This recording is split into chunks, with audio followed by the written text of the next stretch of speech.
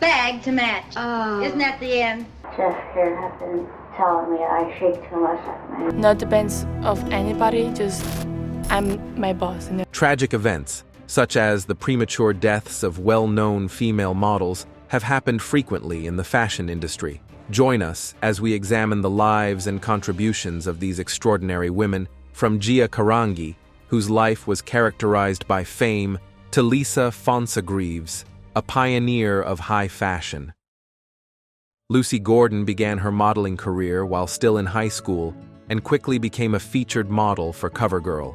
She modeled for several well-known brands, including Ann Taylor Loft, Christian Dior, and Gap, and appeared on the covers of Glamour in 1998, as well as L&D in 1999.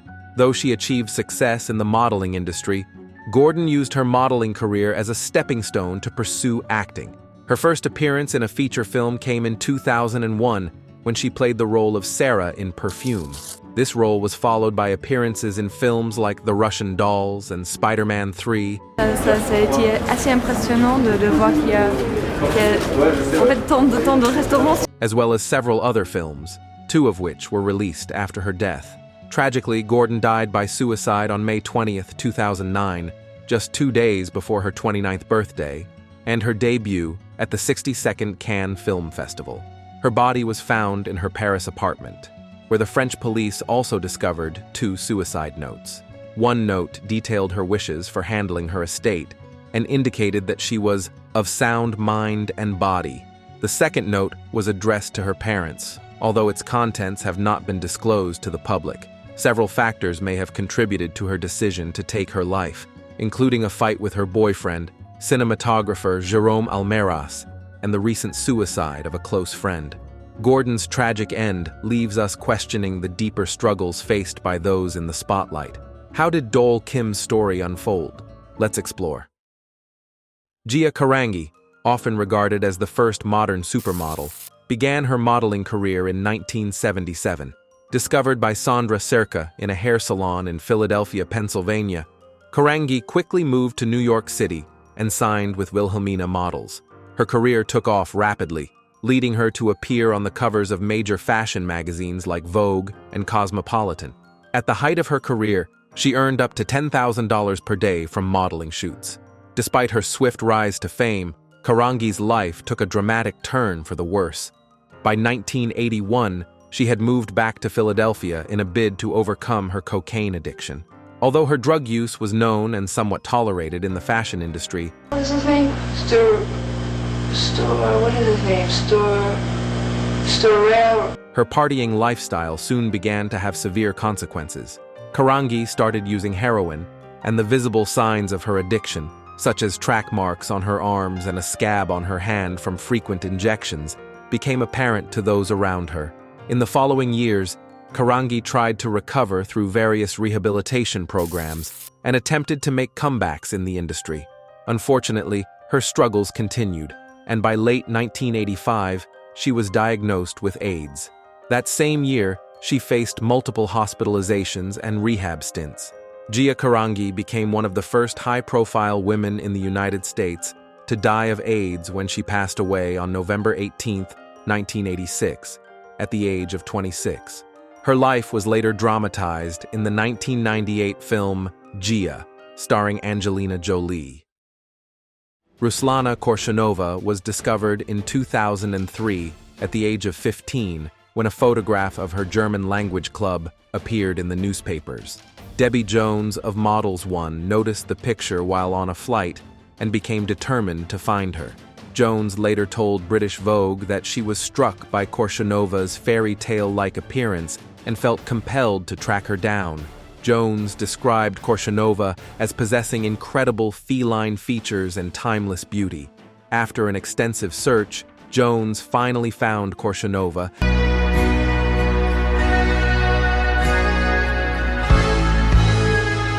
and it was not long before she was modeling for nearly every major fashion publication, including various editions of Vogue and Ella. Korshanova's modeling career was brief, lasting less than 5 years. Tragically, she died on June 28th, at the age of 20. Her death was surrounded by suspicion, due to the unusual circumstances at the time. She fell from her 9th-floor balcony, which showed no signs of a struggle, leading authorities to assume she had died by suicide. Despite this, her family and friends were not convinced. Journalist Peter Pomerantsev believed her death might have been connected to an organization called Rose of the World, which Korshunova had joined 3 months before her death. Pomerantsev noted the dehumanizing treatment of its members and suspected the cult was responsible for her death. Despite these concerns, and without any contrary evidence, Korshunova's death was officially ruled a suicide. Dal Kim was a model from South Korea who began her career in her home country before gaining international recognition. In 2007, she broke into the European market, quickly making a name for herself by modeling for several brands during Paris Fashion Week. Her success continued as she worked with high-profile brands like Gap and H&M, becoming a sought-after model. Kim also graced the covers of prestigious magazines such as Vogue and Harper's Bazaar.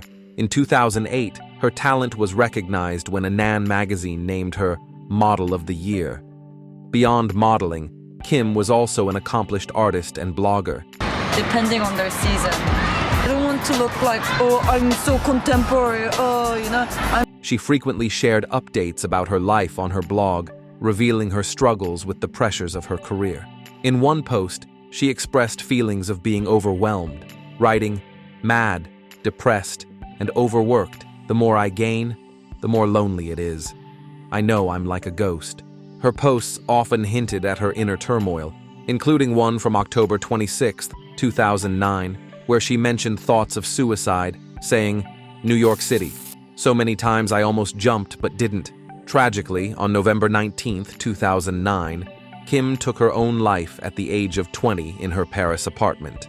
The police found a suicide note at the scene, confirming the cause of her death.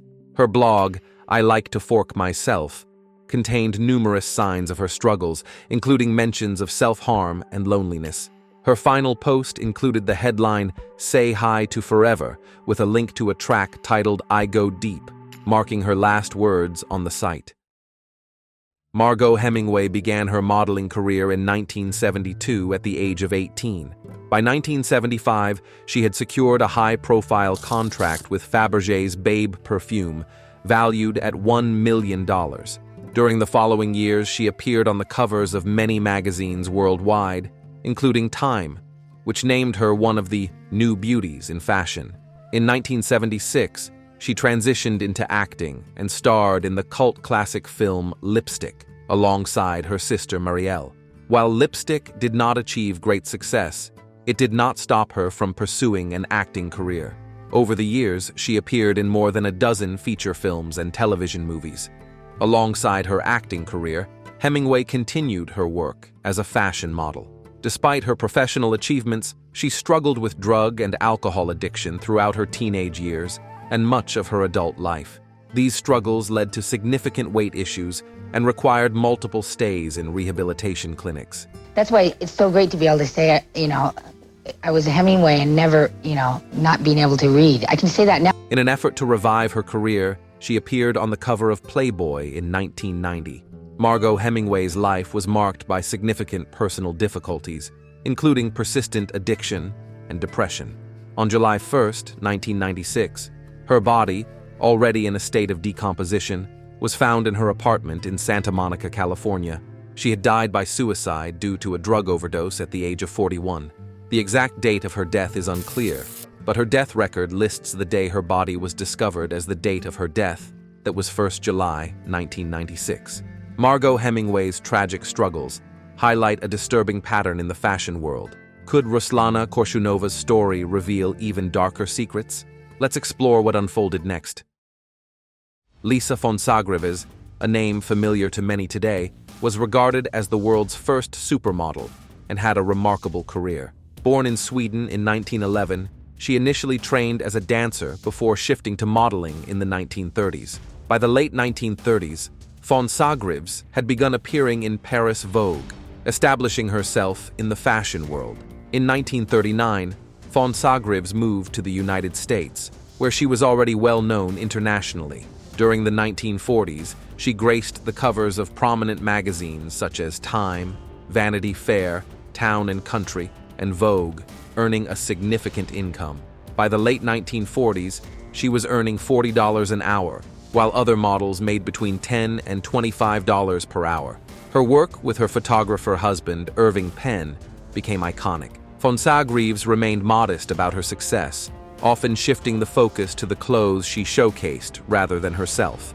In an interview with Time, she stated, "It is always the dress. It is never, never the girl.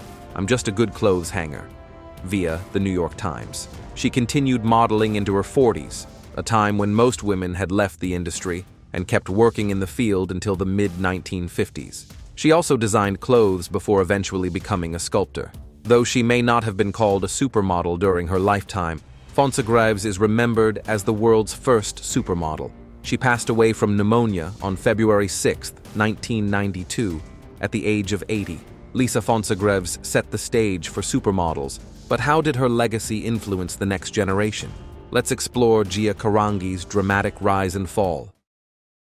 Riva Steenkamp started her modeling career at a young age while also working towards becoming a paralegal. She aimed to qualify as a legal advocate by the time she turned 30. While working towards that goal, she found success as a model, featuring on the cover of FHM and being named one of the magazine's 100 sexiest women in the world for 2 consecutive years. She represented various companies and became the first face of Avon Cosmetics in South Africa. Her contract with Avon encouraged her to fully embrace modeling, and her career showed great potential. She appeared in several television programs and worked as a presenter for fashion TV in South Africa. Tragically, her life and career were cut short on February 13, 2013, when her boyfriend, Oscar Pistorius, fired 4 shots through a locked bathroom door. Steenkamp was hit by 3 bullets, which resulted in her death. Pistorius then broke down the bathroom door with a cricket bat and called for help. But it was too late. Steenkamp had already passed away. Pistorius was subsequently arrested and put on trial, where witnesses, including a neighbor and a doctor, testified about his unsuccessful attempts to save her. Pistorius was convicted of culpable homicide and received a 5-year sentence, along with a concurrent 3-year suspended sentence.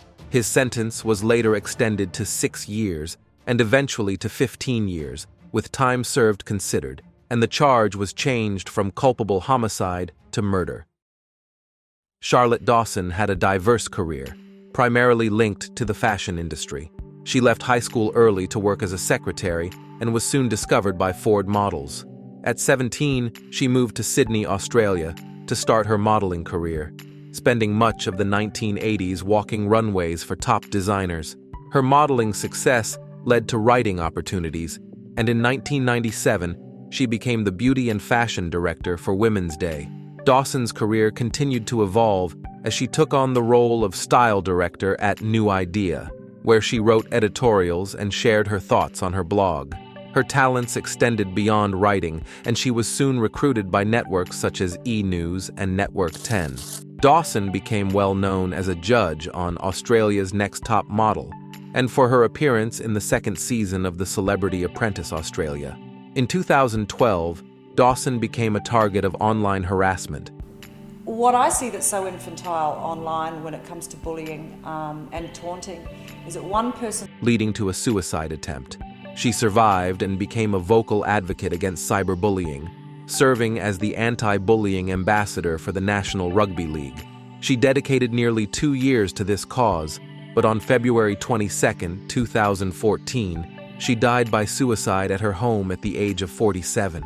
Cosmopolitan attributed her death to the severe online harassment she endured in the years leading up to her passing. Charlotte Dawson's brave fight against cyberbullying ended tragically. Could another high-profile fashion figure's story reveal similar struggles? Let's explore Lorraine Scott's journey.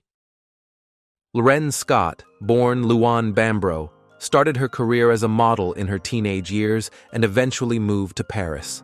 In the vibrant fashion scene of the city, she adopted the name Lorraine Scott, which she would use throughout her life. As she worked as a stylist, Scott frequently bought clothes for others, which sparked her interest in designing her own clothing. This passion led her to shift from modeling to styling in the 1990s, before she fully embraced her role as a fashion designer. Scott's collections gained international recognition, and her designs were featured in numerous advertisements. And also at the same time reading another book about painters from the late 1800s through to the Surrealist movement. Her talents extended to costume design for films, where she worked on movies such as Mercy and Diabolique. Beyond her contributions to fashion, Scott was widely known for her relationship with Mick Jagger, the lead singer of the Rolling Stones. The couple began dating in 2001, and Scott designed many of Jagger's touring outfits and costumes.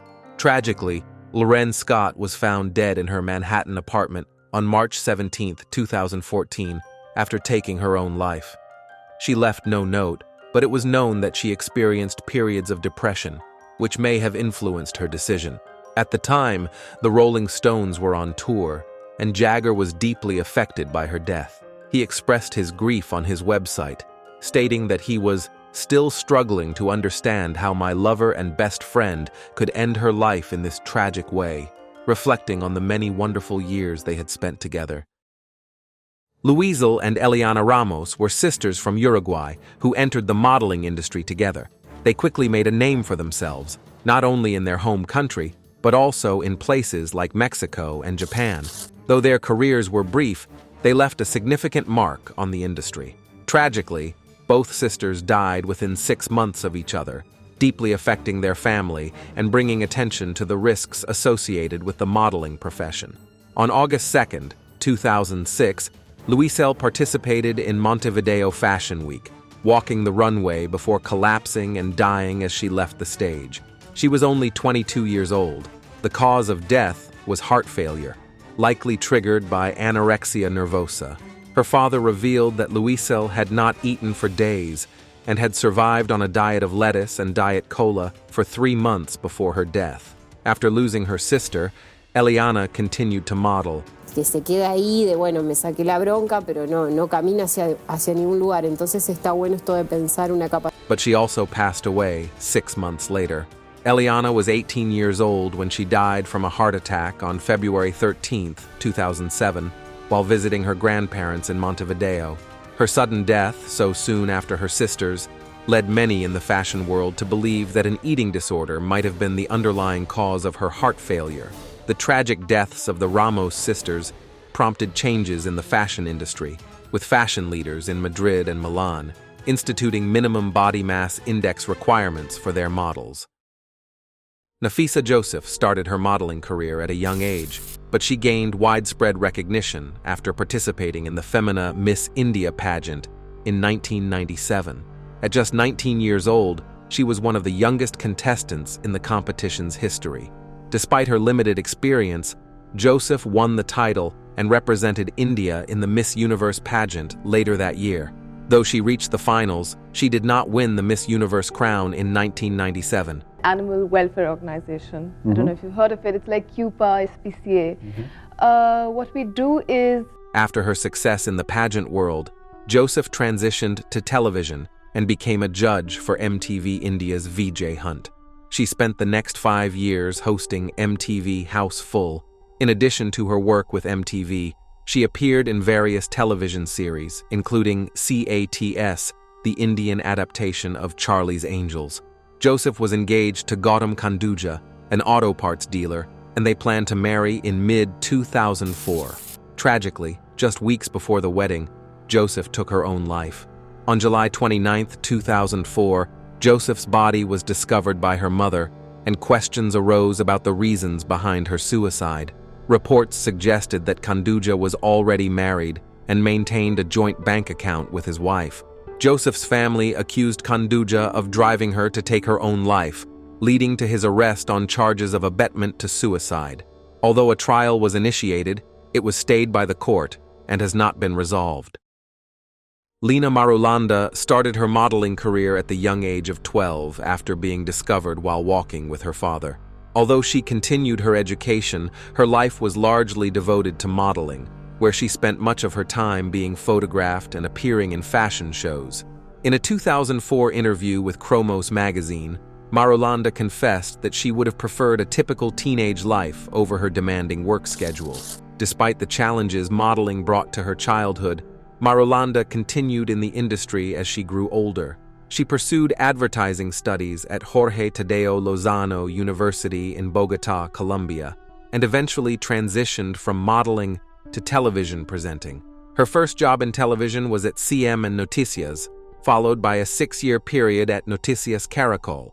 Over time, she took on the entertainment segment of the evening news. Invertir digamos, en un regalo, $1,000,000 en joyas. Yo, la verdad, no pensaría, y que ama, lo hagan con esa. And hosted various programs while still modeling. Marulanda died by suicide on April 22, 2010, in her apartment in Bogotá. At the time, she was going through a divorce from her second husband after only 3 months of marriage. The divorce left her deeply upset, and she locked herself in her room before taking her own life. According to her friend Alejandra Azcarate, who spoke with El Colombiano, Marulanda was facing a difficult time with her second divorce and a recent business endeavor. They had planned to meet soon, but Marulanda expressed a desire to be alone. Despite Lina Marulanda's success and the turmoil in her personal life, what tragic fate awaited another young model? Let's explore Riva Steenkamp's story. Stella Tennant began her modeling career in the early 1990s after being discovered for a British Vogue feature called London Babes. She was noticed through her passport photo, where she sported a septum piercing, an unusual look for models at that time. This unique appearance intrigued scouts. Stella came from a royal lineage, but her parents had chosen a simpler life, raising sheep in Berwickshire, Scotland. Despite her initial hesitation, Tennant's first photo shoot marked the start of a successful modeling career. Stella overcame her initial doubts and went on to become a dominant force in the fashion industry for more than 3 decades. She walked countless runways and appeared on numerous magazine covers, including a notable Italian Vogue issue with the word avant-garde beside her image. While her piercing was featured in many of these covers, she was also often seen in haute couture that highlighted her distinctive look. It's a huge honour to be recognised by the industry, and I started in London a long time ago, and it's very nice to still. Throughout her career, Tennant modeled for top designers like Chanel, Versace, Victoria Beckham, and Calvin Klein. Besides modeling, she also ventured into design, sculpture, and ran a gilding studio named Tennant & Tennant with her sister, Issy. Sadly, on December 22, 2020, at the age of 50, Stella Tennant passed away by suicide after battling mental health issues for a long time.